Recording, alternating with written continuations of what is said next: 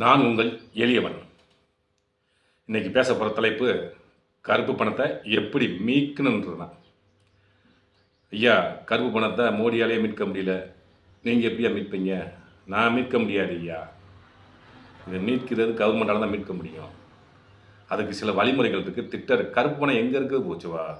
வெளிநாட்டு வங்கியில் இருக்கா, ஸ்வீட்ஸ் வங்கியில் இருக்கா, அங்கே இருக்கா, இங்கே இருக்கான்னு தேட வேண்டியதில்லை. கருப்பு பணம் இங்கே தான் கிடக்குது.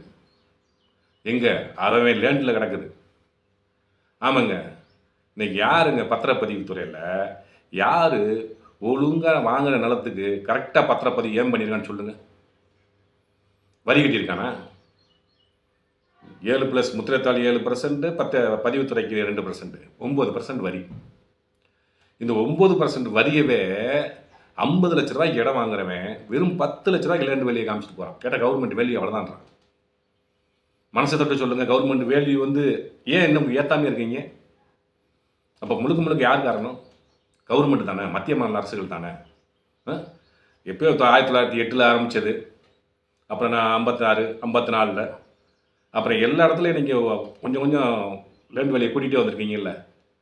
இப்போ கடைசியாக நீங்கள் எப்போ கூட்டியிருக்கீங்க லேண்ட் வேலையை? அதாவது எனக்கு தெரிஞ்சு எல்லாருமே டோட்டலாக எவனுமே நல்லவே கிடையாது. எவனாச்சும் ஒருத்தன் போய் அந்த பத்திரப்பதிவு துறையில் 50 லட்சத்துக்கு இடம் வாங்கியிருக்கேன், 50 லட்சத்துக்கு வரி கட்டியவனாச்சும் கட்டியிருக்கானா? கேட்டால் அவன் பத்திரப்பதிவாளர் ஏற்றுக்க மாட்டேங்கிறான். கேட்டால் லேண்டு வேலையை இவ்வளோ தான் இருக்குது. அப்போ லேண்டு வேலையை கம்மியாக வச்சுருக்கிறது யார் குத்தம்? 7 லட்சம் கோடி கடன் வாங்கி வச்சுருக்கீங்க தமிழ்நாட்டில் மட்டும். சென்ட்ரல் கவர்மெண்ட்டில் அதுக்கும் 5 லட்சம் கோடி 10 லட்சம் கோடி இருக்கலாம், அது எனக்கு சரியாக தெரியலை.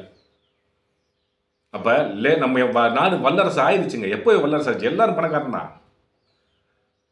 இன்னைக்கு ஒழுங்கான வருமான வரியை ஒழுங்காக கட்டிட்டானே போதும். ஊழலில் அங்கிட்டு சம்பாரிச்சு, இதில் சம்பாரிச்சு, அதில் சம்பாரிச்சு, கடைசியில் போய் எங்கே கட்டுறான்னா மண்ணில் கொண்டு போடுறான்.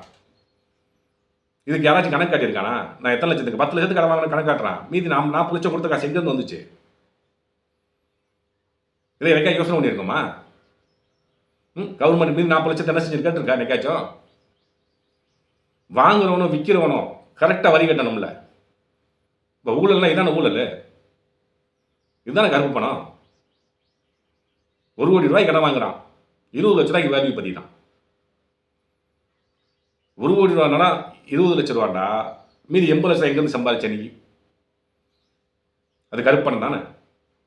அதுக்கு ஏன் வரி கட்டல இன்னைக்கு?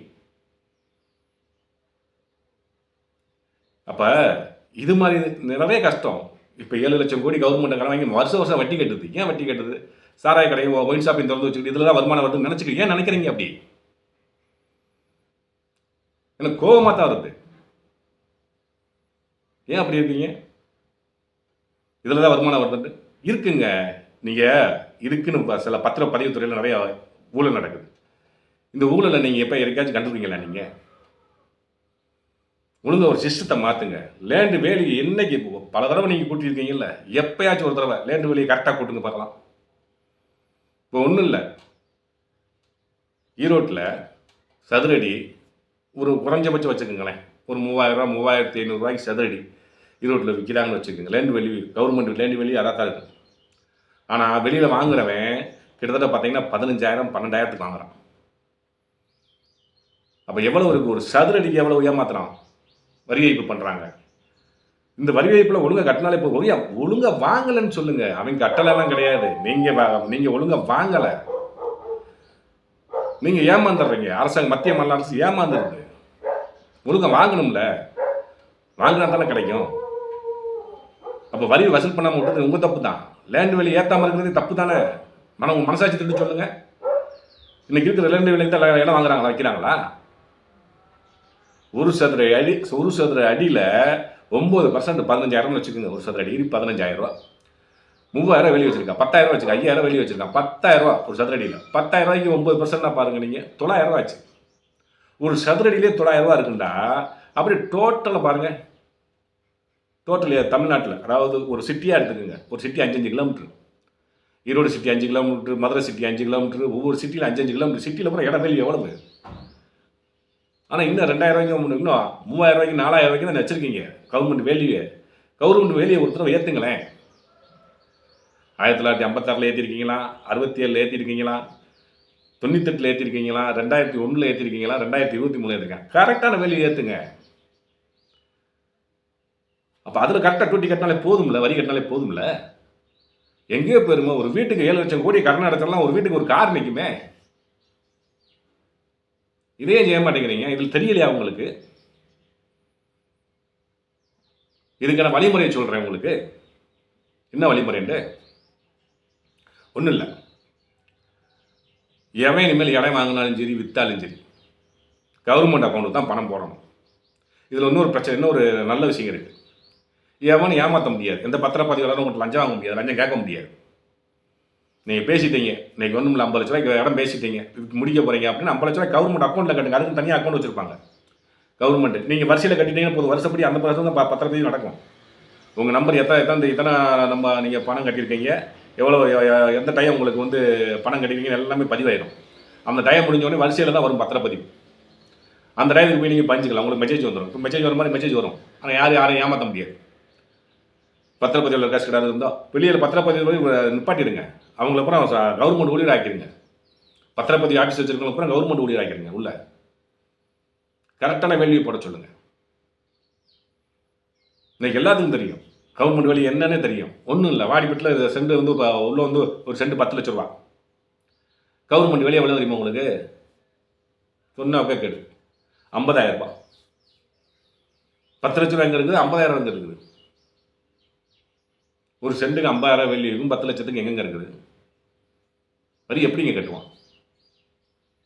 இனிமேல் யாருக்கு இடம் விற்றாலும் சரி, வாங்கினாலும் சரி, கரெக்டாக கவர்மெண்ட் அக்கௌண்ட்டில் பணம் கட்டணும். கவர்மெண்ட் அவங்களுக்கு அக்கௌண்ட்டில் அவங்களுக்கு மாற்றி விட்டுரும். அதுக்கு மேலே உங்களுக்கு எக்ஸ்ட்ரா நீங்கள் வெளியில் பேசி நீங்கள் வெளியில் தொகை வாங்கிக்கிட்டீங்கன்னா அடுத்த ரைடு வரும் உங்களுக்கு. உங்கள் அக்கௌண்ட் எல்லாம் செக் பண்ணிக்கிட்டே இருப்பான் ஐடியில். எவ்வளோ கவர்மெண்ட் இங்கேருந்து போயிருக்குன்னு எந்த காசு தான் இருக்கணும் உங்கள்கிட்ட. அதிகபட்ச காசு இருந்துச்சுன்னா அது கணக்காட்ட முடியாது. நீங்கள் வெளியில் எங்கேயும் மொத்தமாக கொண்டு போட முடியாது, மொத்தமாக எடுக்க முடியாது. உங்களுக்கு வருமான வரி நீங்கள் காட்டி ஆகணும்.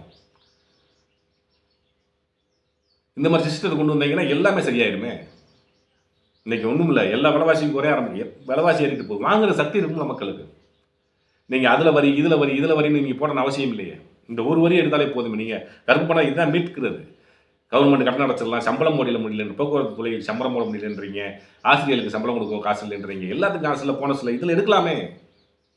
பல கோடி வரும். முதல்ல நான் சொன்ன மாதிரி ஒரு சதுரடிக்கு உங்களால் 900 ரூபா எடுக்க முடியும்னா எத்தனை சதுரடிக்கு தமிழ்நாட்டில் நடந்துங்க? நீங்கள் எத்தனை மாவட்டம், எத்தனை டிஸ்ட்ரிக்கு, ஒவ்வொரு இடத்துலையும் எல்லா இடத்துலையுமே அப்படி தான். லாயரெல்லாம் யூடியூப்பில் பேசுகிறாங்க. அது கவர்மெண்ட் வேல்யூக்கு நீங்கள் கட்டினா போதும். நீங்கள் 50 லட்சத்துக்கு வெளியில் நீங்கள் பேரம் பேசி வாங்குறது இல்லை, கிடையாது. கவர்மெண்ட் வேலையை காட்டிலும் பேரம் பேசி குறைச்சி வாங்கினா பரவாயில்ல, கூட எல்லாம் வாங்குறான். அப்போ கூட வாங்கினா ஏமாத்துறது இல்லையா? அது நிறைய ஏமாத்துறது தானே அது.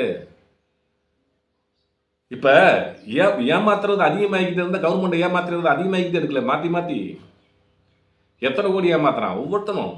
50 லட்சத்துக்கு இன்றைக்கி ஒரு நாளைக்கு ஒரு பத்திரப்பதிவு துறையில் எவ்வளோ நடக்குதுன்னு பாருங்கள். இனிமேல் சிஸ்டமாச்சும் வாங்குறவனுக்கும் போடுங்க, விற்கிறவனுக்கும் போடுங்க. 9% இருக்கா, வாங்க 10% மாற்றுங்க. வாங்குறவனுக்கும் 10%, கொடுக்குறவன் 5% கொடுக்கட்டும். அக்கௌண்ட்டில் தான் போகணும் எல்லாமே. ஒன்றும் இல்லை, 50 லட்சத்துக்கு நீங்கள் வாங்கியிருக்கீங்க, இடம் வாங்கியிருக்கீங்கன்னா 50 லட்சத்தை நீங்கள் கட்டுறீங்க. மேற்கொண்டு 50 லட்சத்துக்கு என்ன டாக்ஸ் அதையும் சேர்த்து கட்டிடணும். அக்கௌண்ட்டில் போயிடும். கவர்மெண்ட் அந்த 50 லட்சத்துக்கு மென்ஷன் பண்ணி 50 லட்சம் வாங்கிடுச்சுன்னா அதுக்கு வந்து மீதி அதை டாக்ஸ் எடுத்துக்கணும். இந்த மீதி 50 லட்சம் அவனுக்கு போடுறீங்கல்ல, அவன்கிட்ட 1% வாங்குங்க. அவனுக்கு 5% பிடிச்சிட்டு அவனுக்கு பணத்தை போட்டு விடுங்க. வெளியில் பணம் புழங்கணும்னு அவசியமே கிடையாது. எவனாச்சும் ஏமாத்துற மாதிரி நினச்சானா அதுக்கு ஒரு சட்டத்தை கொண்டு வந்துருங்க. நீங்கள் அப்படி கவர்மெண்ட் வேல்யூ தப்பாக இருக்குது, அடுத்த பத்திரம் இந்த பதிவில் இருந்து தப்பாக இருக்குன்னா கவர்மெண்ட் அந்த இடத்த எடுத்துக்குங்க. அவன் நஷ்டப்பட்டு போகிறான் மொத்தத்துக்கு. என்ன வேல்யூ ஒன்றும் இல்லை, ஒரு 10 லட்ச ரூபா 10 லட்ச ரூபா மதிப்பு, 50 லட்ச ரூபா மதிப்பீடு உள்ளது 5 லட்ச ரூபாய் வாங்கிருக்கீங்கன்னா 5 லட்ச ரூபா கவர்மெண்ட் கொடுத்துருங்க. உடனே ஒரு வீடியோ போட்டு விட்ருங்க, ஒரு மெசேஜ் போட்டு விட்ருங்க. 5 லட்ச ரூபா உனக்கு போட போகிறோம், உங்கள் இடத்த நாங்கள் எடுக்க போகிறோம் அப்படின்ட்டு ஆட்டோமேட்டிக்காக பயந்துடும். நல்ல அதிகாரிகள் உருவாக்குங்க. பத்திரப்பதிவு துறையில் வெளியில் உட்கார வைக்காதீங்க, உள்ளே உட்கார வைங்க. அவங்கள ஊழியராக மாற்றுங்க, கவர்மெண்ட் எம்ப்ளாயினை மாற்றுங்க. நிறைய பேருக்கு வேலை கொடுக்கலாம். இதை பார்த்துக்கிட்டு மத்திய மாநில அரசுகள் யாராவது இருந்தீங்கன்னா கவர்மெண்ட்டுக்கு கருப்பு பணத்தை எங்கே மீட்கிறதுன்னு சொல்லுங்கள். எங்கே கருப்பு பணம் மறைஞ்சிருக்குன்னு பார்த்து சொல்லுங்கள். நன்றி, வணக்கம். இந்த திட்டம் உங்களுக்கு பிடிச்சிருந்துச்சுன்னு வச்சுங்களேன், இந்த மாதிரி திட்டங்கள்லாம் அடிக்கடி இந்த யூடியூப் சேனலில் போடுவேன். இது பிடிச்சிருந்துச்சுன்னா உங்களுக்கு சப்ஸ்கிரைப் பண்ணுங்கள், பெல் பட்டன் அமுக்குங்க. அரசுக்கு தெரியப்படுத்துங்க. இந்த திட்டத்தில் அமல்படுத்துங்கன்னு சொல்லி எனக்கு ஓட்டு போடுற மாதிரி, அரசுக்கு ஓட்டு போடுற மாதிரி எனக்கு சப்ஸ்கிரைப் பண்ணீங்கனாலே இதன் மூலம் தெரியப்படுத்துங்க அரசு. நன்றி, வணக்கம்.